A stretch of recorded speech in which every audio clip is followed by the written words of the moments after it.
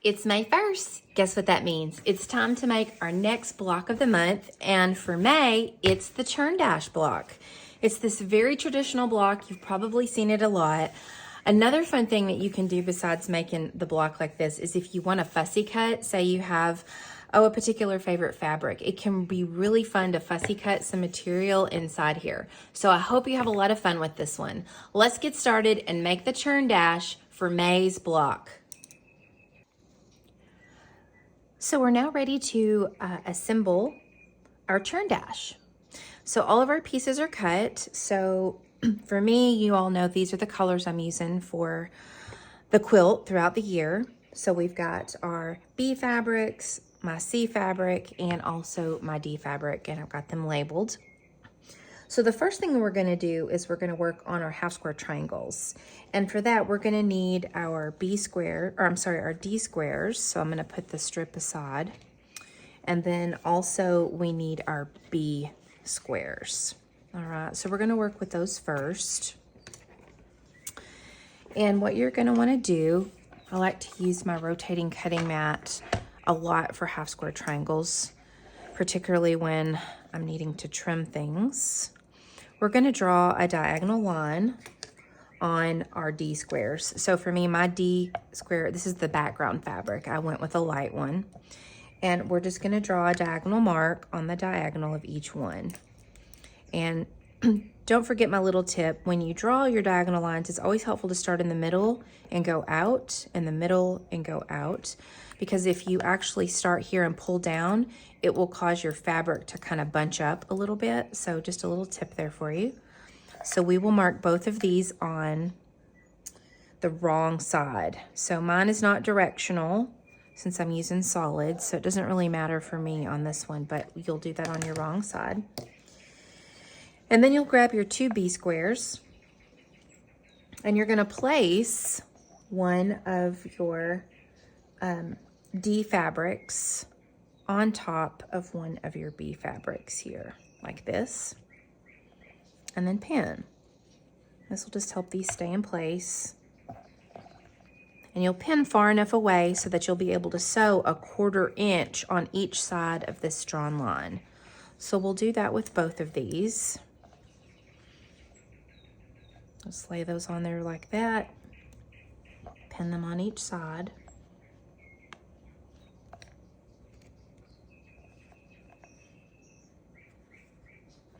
And then we're gonna take this to the sewing machine and we're gonna sew a 1/4 inch on both sides of these drawn lines on both of these fabrics. So now we're gonna sew here 1/4 inch. Now my foot that I have on is a 1/4 inch foot. So I'm able just to line my presser foot up with the edge there and then just stitch. And I find that when doing half square triangles like this, it's easier to chain piece. So of course for this block, we only have 2, but if you were doing a lot of these, it's helpful just to grab the next one and just keep stitching rather than cutting your thread. I personally like to do that. Chain piecing is something that we do a lot of, especially if you're a beginner and maybe you've not heard of this before. It makes it a bit quicker, so you're not having to cut your thread and then start over. And then I'll just cut them, and then I'm just gonna turn them around and I'm gonna do the exact same thing and sew a 1/4 inch on the other side of the pink line that I've drawn.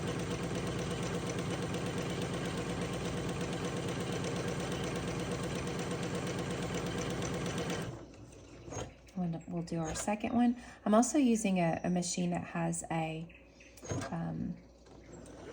leg lift, basically to be able to use the lever to lift up my presser foot. So if you're not familiar with that, some machines have this little handle that sticks out from your machine and you're able to lift your presser foot without having to reach back here and do it. And I find that really handy. All right, we've got those sewn together. So let's take this to the cutting mat and we're gonna actually cut these in half and then we'll press them. All right, so now you're gonna get, you can just get a small ruler. You don't need a really large one for this. And we're just gonna cut in half on the diagonal pink line there. And this will make 2 half square triangles, as you can see. And I'll do that with the second one. And then we'll press these open.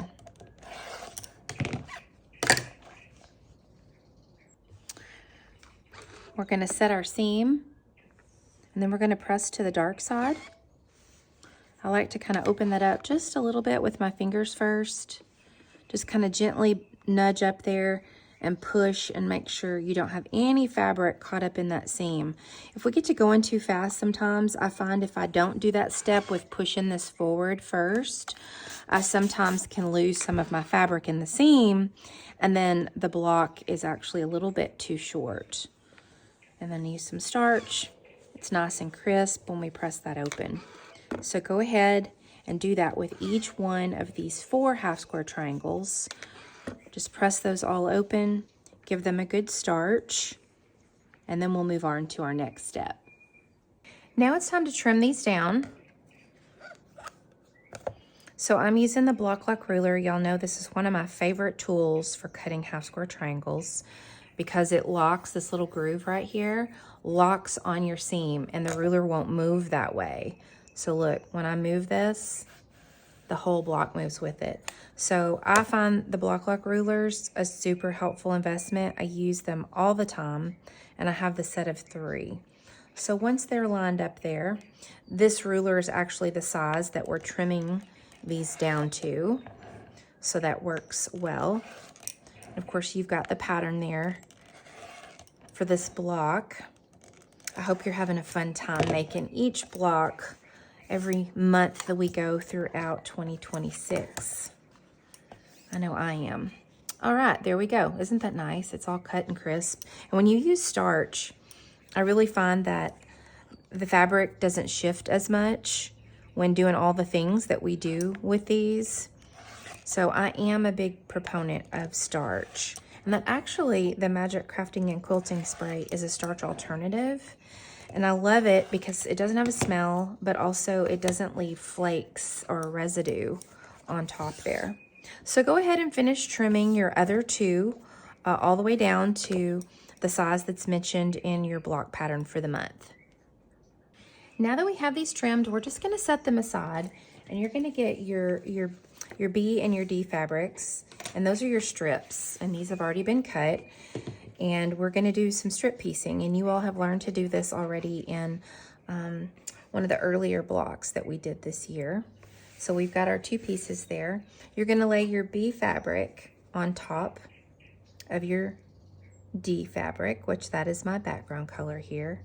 And we're actually gonna go to our sewing machine, and we're gonna sew a 1/4 inch all the way down the end of this strip. So we've sewn our 1/4 inch, and now it's time to press it. So we're gonna set our seam. That really warms up those threads so that when you open this up, it's gonna lay a lot flatter. Just kind of use our little fingers there, kind of open that up. And we'll do the same thing. Just nudge all that fabric over on one side to make sure we don't have any caught up in the seam. All the way down.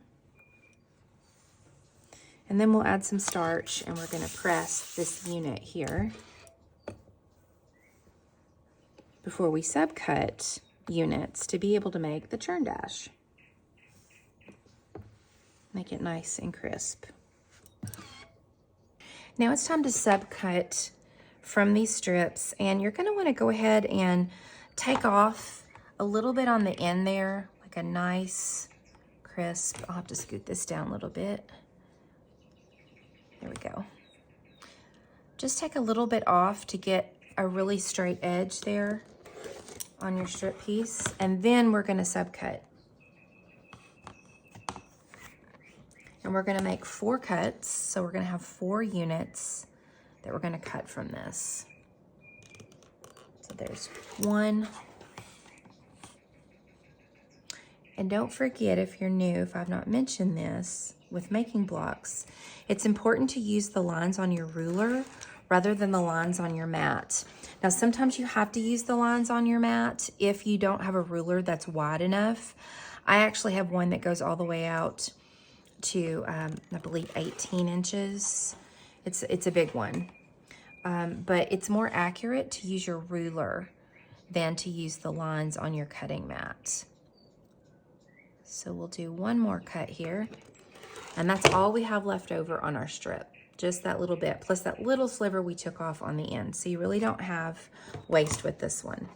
All right, so now we have these 4 units, and now it's time to actually lay out our block. So you can kind of see what this is gonna look like.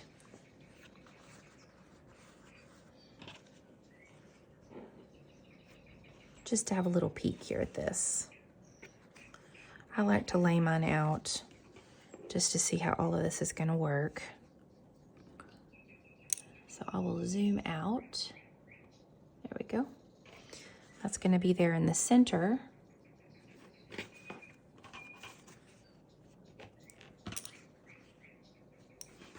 I'm a visual piecer, so I know for me it's really helpful to have things laid out.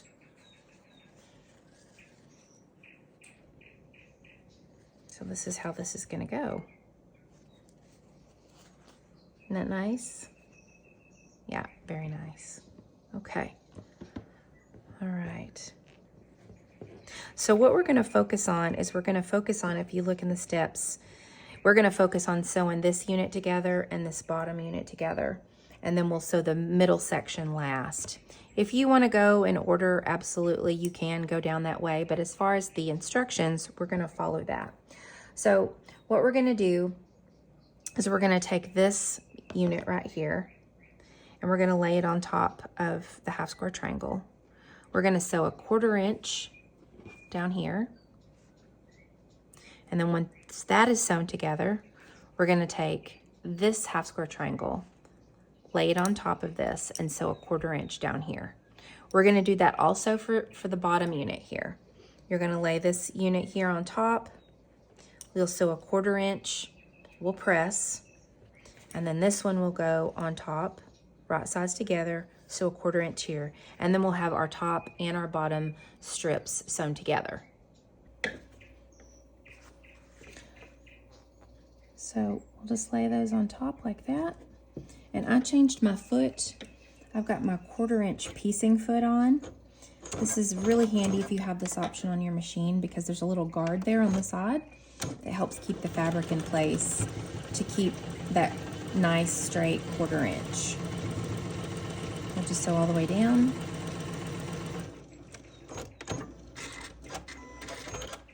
And you could go over if you wanted, you could press this open right now, but because this is a large enough unit there, I'm able to go ahead and sew this one on, and we'll just press everything all at once. So again, we'll go through here. Just make sure those half square triangles are turned the right direction. That's why I like to lay my blocks out, or my units, my pieces out first, just to make sure. Sometimes like you can get things turned around just a little bit, if I don't. And there we go. That's our top unit. Now we're going to do the exact same thing for the bottom unit. And you can sew it in this exact same order, just like I did in the same direction, if you look at the instructions. Because all we're going to do when it's sewn together, we're just going to turn it upside down, and this will be the bottom of our block. You see how that works? So you can just sew 2 together exactly like this, and then one of them will be turned upside down like this when we sew our block together.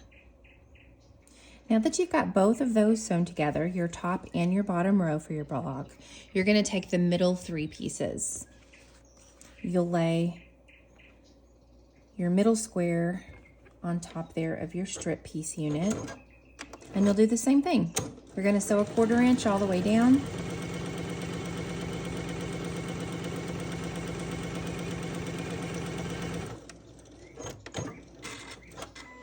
And then you'll take your other strip piece unit, make sure it's turned the right direction, lay it on top of your middle square there, and you'll sew a 1/4 inch.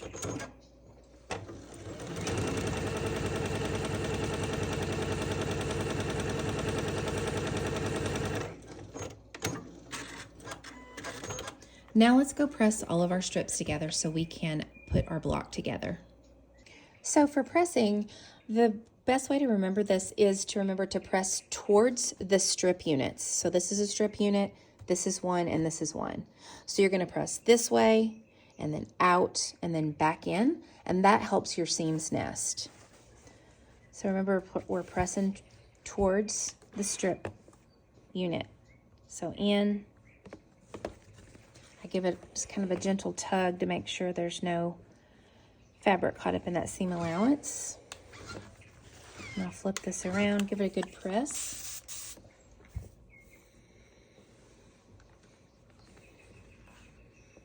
And go ahead and press that other unit exactly like this, the same way. Then with our center strip here, again, we're going to press towards the unit, but this time we're going out. So we're pressing towards the strip unit.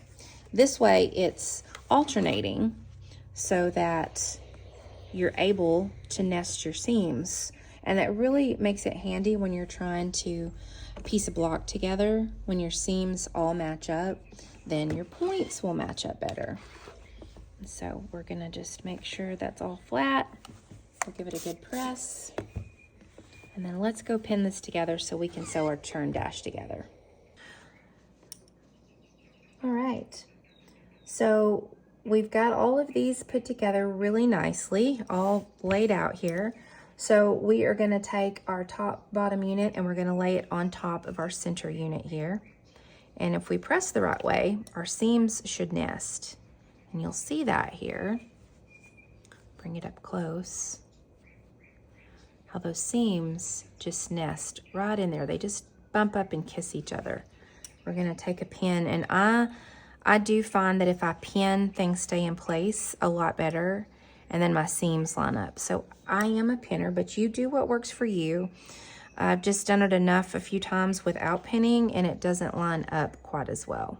So we're gonna pin those seams together that way. Then we're gonna sew a 1/4 inch all the way down, and then we'll sew the bottom unit to the center unit. Now we've got that unit sewn together. We're gonna take our bottom row and flip it up on top of that one. Or if you want, you could have turned this around like this. You could turn it around if you wanted. And done it the exact same way. You're not gonna go wrong either direction. And then we'll nest it again. We're gonna pin, and we're gonna sew a 1/4 inch all the way down, just like we did on the previous row. Now we've got all of our rows sewn together, and now it's time to press. You'll notice your seams naturally want to fall towards the middle. That's actually the way we're going to press. So I just give a little tug on this end just to try to help keep loose fabric from being caught up in my seam there. So give that a press.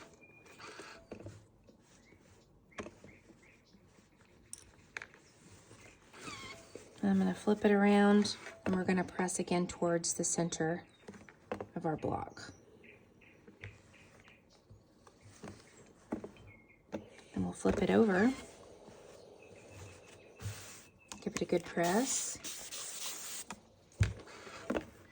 And I'm pressing towards the center just to make sure I don't have any extra fabric caught up there in those seams. Sometimes that really can happen, especially if I get in a hurry. And we'll do the same thing. I'm going to press towards the center there.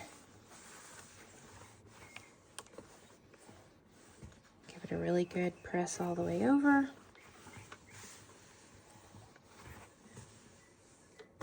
And then you have your churn dash is all ready for the month of May. Okay, quilty friends, well, I hope you enjoyed making this very traditional block, the churn dash, and I'll look forward to seeing you June 1st in your inbox for our June block of the month for this year's Beginner Quilt Sampler Series. So until next time, quilty friends, make lovely things.